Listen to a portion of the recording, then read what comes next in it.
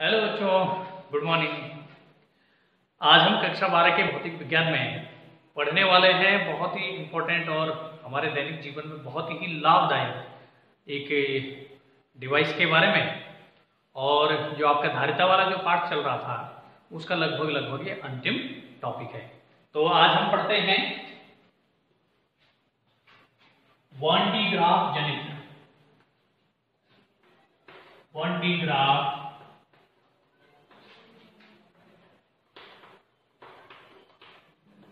जनित्र,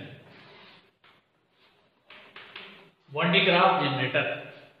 तो 1D graph जनित्र की अगर मैं बात करूं तो इसकी खोज जो है 1D ग्राफ नामक वैज्ञानिक ने की है ना। खोज किसने की? 19वीं शताब्दी में,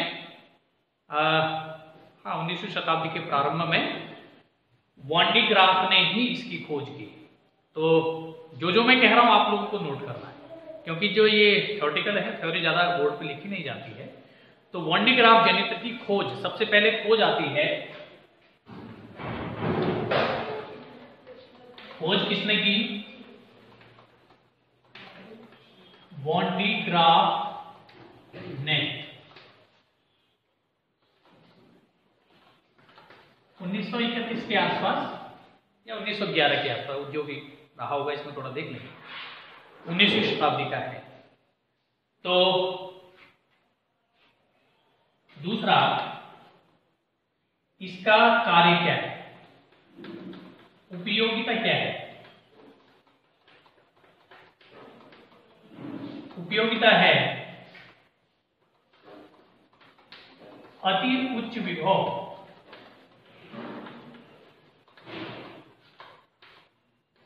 लगभग 10⁶ वोल्ट, 1 करोड़ वोल्ट उत्पन्न करना। ठीक है। तो उपयोगिता है कि अति उच्च विभव को ये उत्पन्न कर सकता है, हमें ये बहुत अच्छा वोल्टेज दे सकता है, लगभग 1 करोड़ वोल्ट का ये हमको वोल्टेज दे सकता है। ठीक है ना। सिद्धांत क्या है?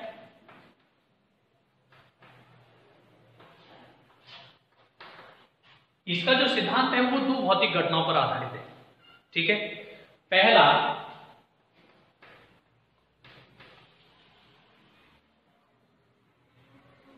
गोलीय चालक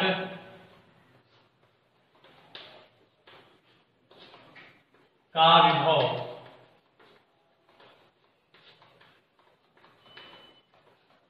उसके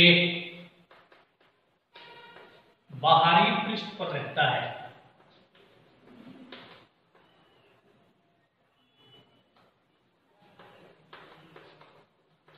पहली घटना। दूसरी घटना, नुकीले सिरों से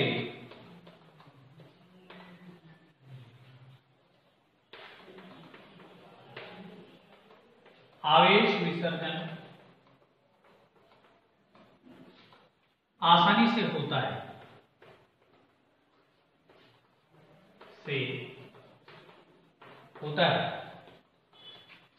तो ये 2 भौतिक घटनाओं पर आधारित है 1D ग्राफ जनित्र। खोज 1D ग्राफ ने की थी। उपयोगिता, ये अति उच्च विभव को उत्पन्न कर सकता है। और दूसरा है कि भाई इसका सिद्धांत इन 2 भौतिक घटनाओं पर आधारित है। आपने ऐसा लिखना है, जब आप सिद्धांत लिखोगे तो लिखेंगे कि 1D ग्राफ जनित्र का सिद्धांत निम्न 2 भौतिक घटनाओं पर आधारित है। पहली है कि गोलीय चालक का विभव उसके बाहरी पृष्ठ पर रहता है, और दूसरा है कि नुकीले सिरों से जो है आवेश का जो विसर्जन होता है वो प्राथमिकता से होता है या आसानी से होता है। प्राथमिकता या आसानी से हो जाता है। अब हम इसकी रचना की बात करते हैं। रचना कैसे हुई, तो मैं यहां बना रहा हूं।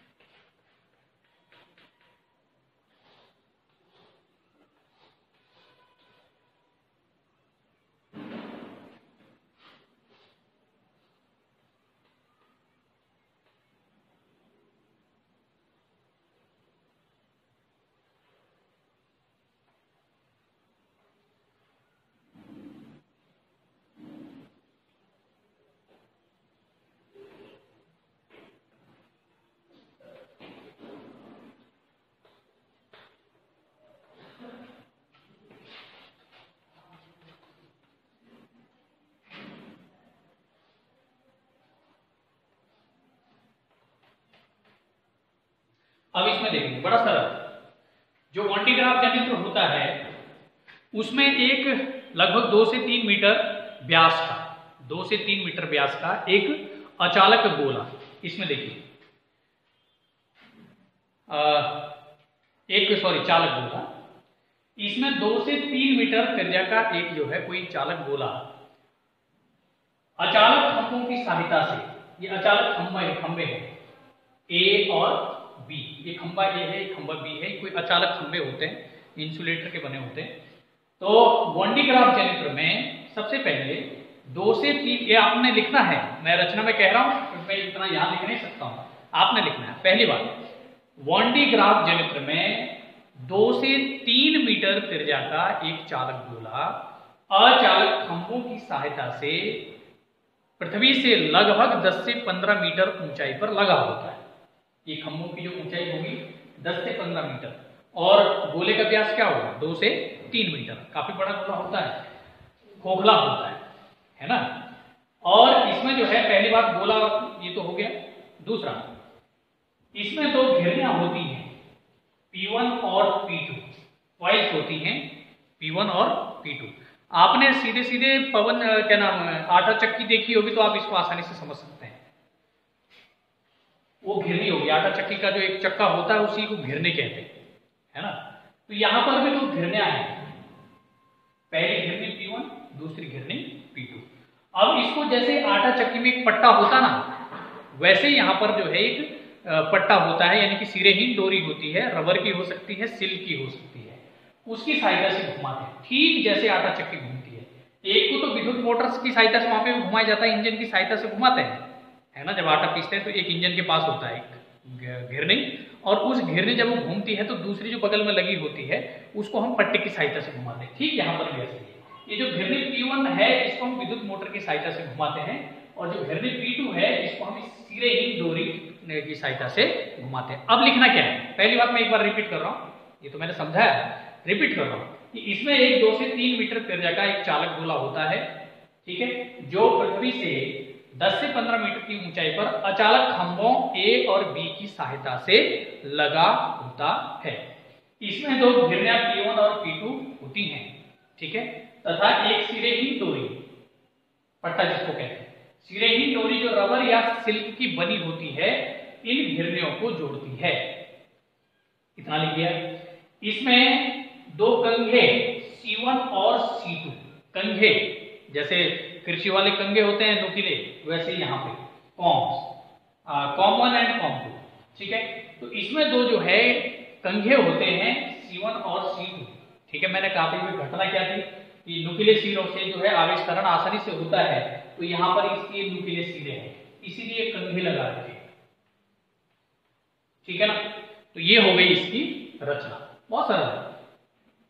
2 से 3 मीटर त्रिज्या का एक गोला, 2 घेरनियां, एक सिरेहीन डोरी, ठीक है ना, और 2 कंघे लगे होते हैं। अब कार्यविधि क्या है,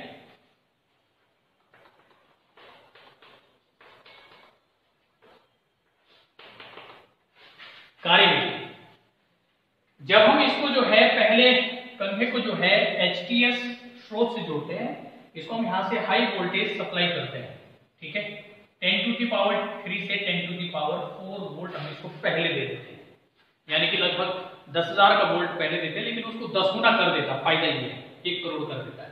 यहां से जब हम इसको वोल्टेज देते हैं, ठीक है, तो जो यहाँ पर जो है तीक्ष्ण बिंदुओं की अन्य क्रिया के कारण, जो यहाँ पे तीक्ष्ण बिंदु है उनके आपस में रिएक्शन के कारण यहाँ आवेश आयन उत्पन्न हो जाते हैं। क्या उत्पन्न हो जाते हैं? आयन, ठीक है। जो तीक्ष्ण बिंदु हैं उनकी क्रिया के फलस्वरूप यहाँ पर धनायन उत्पन्न होता है और लगातार होते रहता है। तो जब एक धनायन उत्पन्न होगा दूसरा होगा तो ये दूसरे को प्रतिकर्षित करेगा, ठीक है। अब हमने लिखना है क्रियाविधि में तीक्ष्ण बिंदुओं की क्रिया के फलस्वरूप यहाँ धनायन उत्पन्न होते हैं और धनायनों में प्रतिकर्षण के कारण, धनायनों में यहाँ पे प्रतिकर्षण होगा, आयन जो है ये डोरी पर चले जाते हैं। अब डोरी घूम रही है, पहली जो कुंडली क्या नाम कॉइल्स है, घिरनी है, वो विद्युत मोटर की सहायता से घूम रही है, फिर ये डोरी भी घूम रही है ऐसे करके।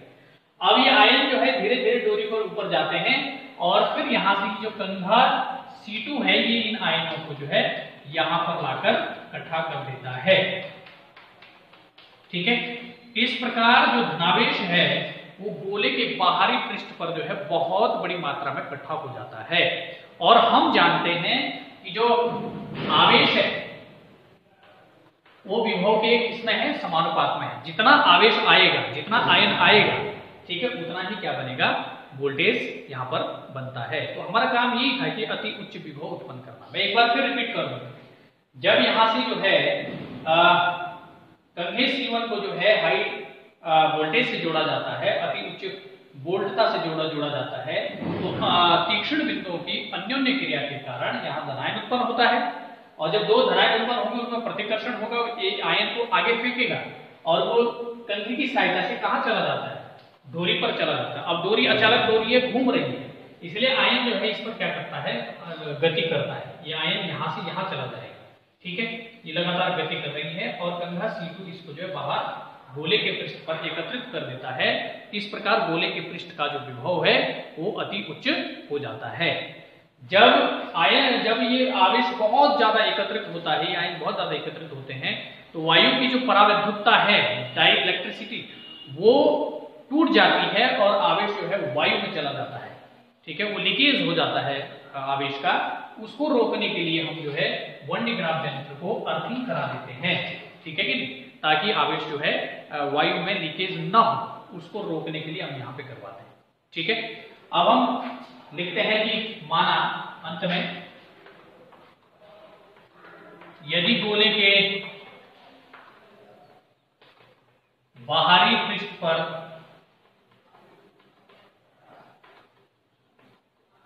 कुल आवेश कैपिटल Q है, तो गोले का विभव